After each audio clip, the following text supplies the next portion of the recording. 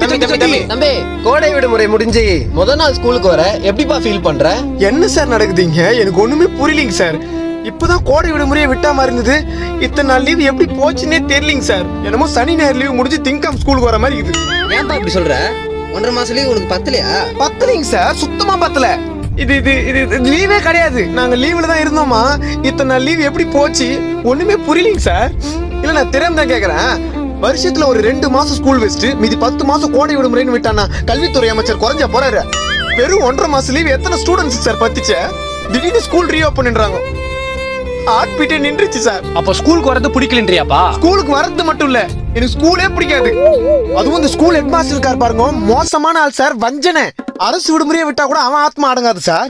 சனிக்கிழமை class special கிளாஸ்னு சொல்லிட்டு எங்க தோளுங்கெல்லாம் உரிச்சு தொங்க விட்டுருவான் சார். என்னப்பா சொல்ற? அவன் மூஞ்ச பார்க்காம தான் இத்தனை நாள் சந்தோஷமா லீவ்ல இருந்தேன். அதுக்குள்ள ஸ்கூல் ரீஓபன்ட்டாங்க. ஆமா, உங்க ஹெட் மாஸ்டர்னு சொல்றியே, அவர் பார்க்க எப்படிப்பா இருப்பாரு? நல்லா நெருப்பு கோழி முட்டையில இருந்து வந்த வாத்து குஞ்சு மாதிரியா இருப்பான் சார். அப்படியாப்பா? அவர் பேர் என்ன? அவர் பேரா? அவர் பேர் என்னமோ வரும் சார். கோபாலகிருஷ்ணன். கோபாலகிருஷ்ணன் அவனே தான். ஆமா, அந்த ஆள் பேர் எப்படி உங்களுக்கு தெரியும்? சொன்னதே உங்க ஹெட் மாஸ்டர் தான்ப்பா. Head master sir.